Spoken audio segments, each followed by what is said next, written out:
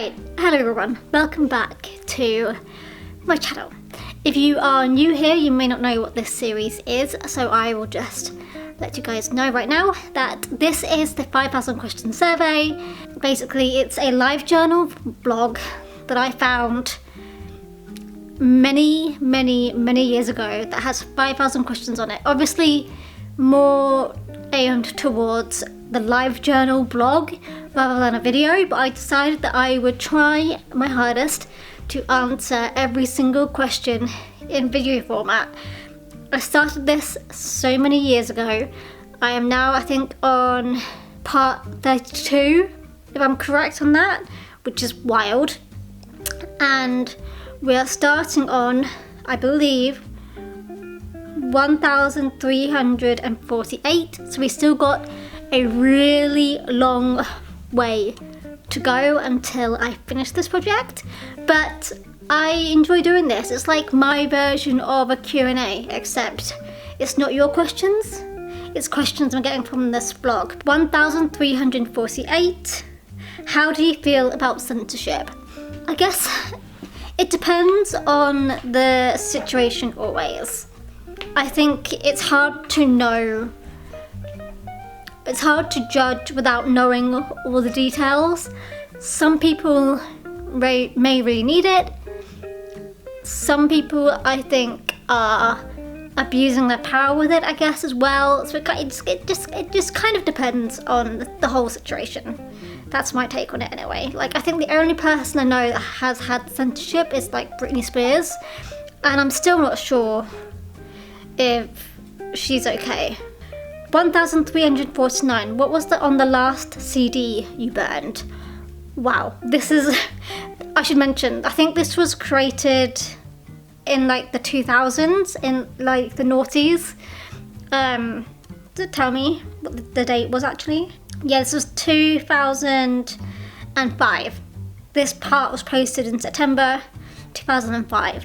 So I was 14 when this was posted. It's obviously the time period where CDs were our most listened to type of media. I would guess it's probably around the time when I got my first iPod.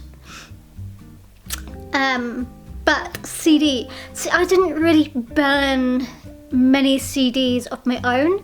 So I still actually own, in that drawer right behind me, actually, I still own my entire CD collection, and not one of them is one that I have burned myself. So yeah, I've not done one. I know my brother made one for my mum for like Mother's Day back when we were teenagers, but can't recall me ever making one personally. So yeah, I don't know the answer to that one.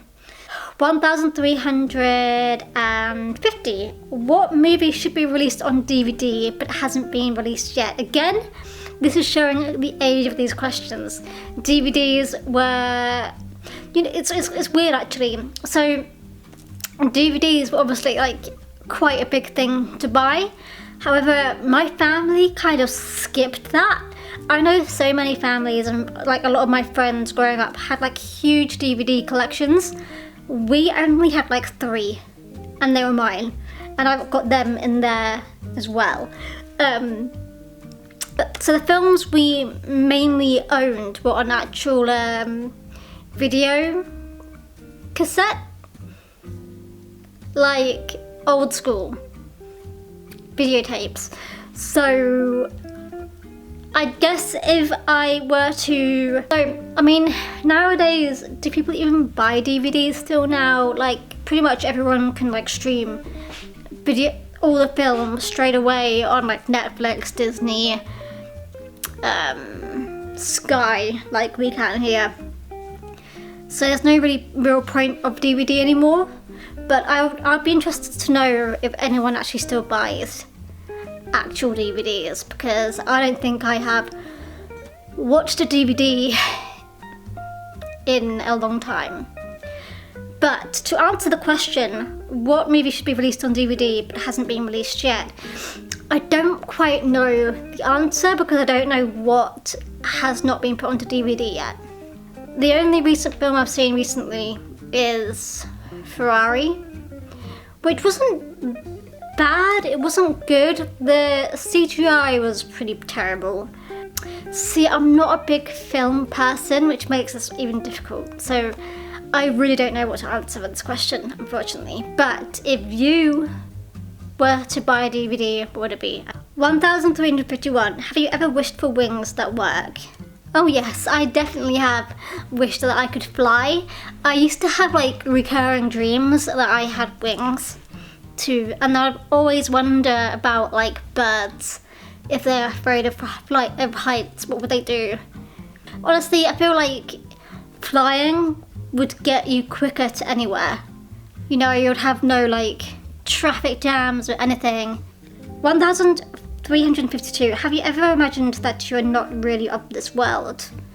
Sometimes, like, I feel so normal and like just so boring that I feel like I don't really have anything to add to Earth. 1353. Did you have an imaginary friend as a child? Yes, I did. I cannot remember what her name is. I feel like it might have been like Naomi or Naomi. But yes, I did. There was like some sort of car trip or something where she was on the roof rack when we were like going to France. We used to go to France a lot as a child. There was also an imaginary dog in our family that was called Ribena, after the drink. I'm not too sure if that was my imaginary dog or the family's imaginary dog. It was definitely a big thing. But yes, I think I had Naomi as an imaginary friend, and that. I didn't really have very many friends growing up, so I would make believe with my friends. But I would also, you know, I'm sure everyone does this, but I would be in my bedroom and I would pretend I was a friend or a girlfriend of like famous people, and I would be like guest starring on stage with them. I used to do that a lot as a child, which I'm sure is pretty similar. I'm hoping I'm not weird like that.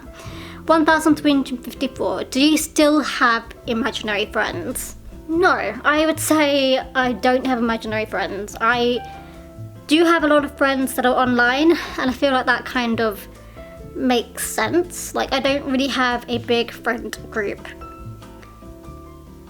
Offline, most of my friends are all online, and I feel like that's just trauma from being a child and being bullied a lot, that I can't really make friends in person because I just feel like they would judge me and I'm a different person than when I type. You know what I mean? 1355. Do you still enjoy reading children's books? Yes, I've never kind of grown out of it. Like, Harry Potter is a children's book, right? And I still read that. So, yes, a lot of books I read are for like kids or teens. And I am well aware of that. I don't really feel like some books need to have an age rating on them. Like, I love like the Narnia books as well, like the Lion, Witch and the Wardrobe books, and some of the books that they tell you you have to read like once in your life are kid books as well. Like, I read Charlotte's Web the other day, and that's obviously a child's book. So yes, yes, I think they're really easy reads as well, which is quite nice to have a break from a heavy read to read a kid's book, which are often more shorter and quicker to get through. 1356. Are you decadent? Well, I say supper, and some of the words I pronounce, I guess, can sound posh. Over the years, I think I've definitely lost like my posh voice. I used to feel like I sounded very posh as a child, but I feel like I've kind of lost that now. 1357. What would make you happy that money cannot buy? Love, I guess. Being in a relationship. I don't feel like I would need money to have a relationship, but I would love to have like a really happy relationship with someone.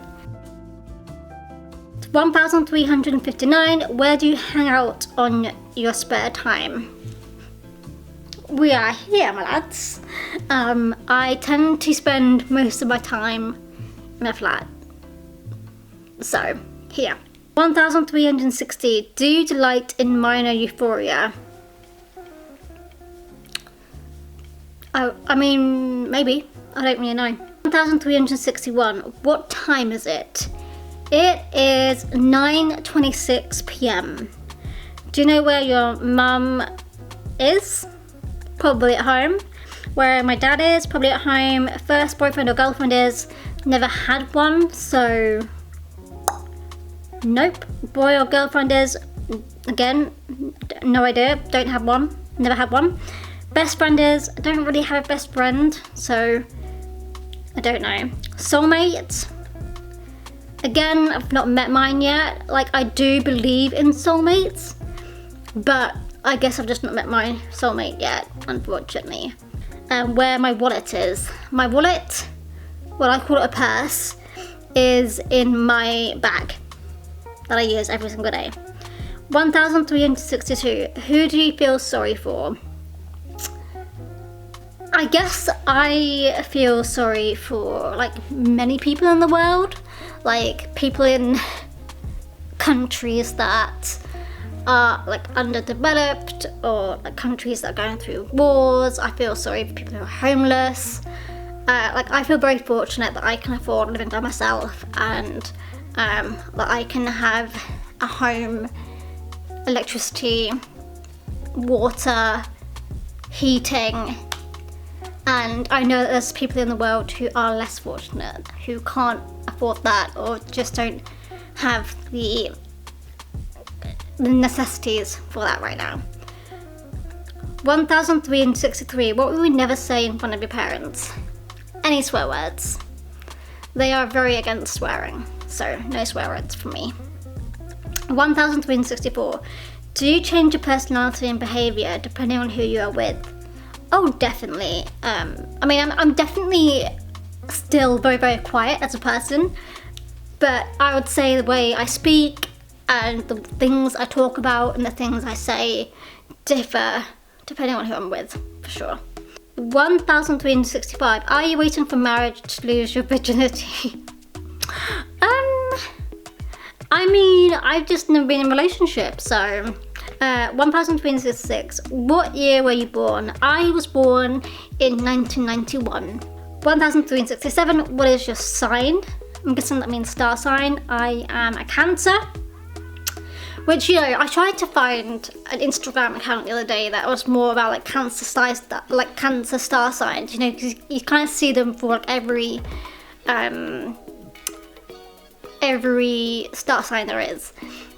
And all I could find were accounts and posts about the disease and about having cancer, which is quite annoying a little bit. It's a little bit unfortunate, I feel like, to be a Cancer and trying to find like accounts that you can follow to be like relatable with. Can't do it because it's just about the disease. 1368, what year did you graduate from high school? This is very American. In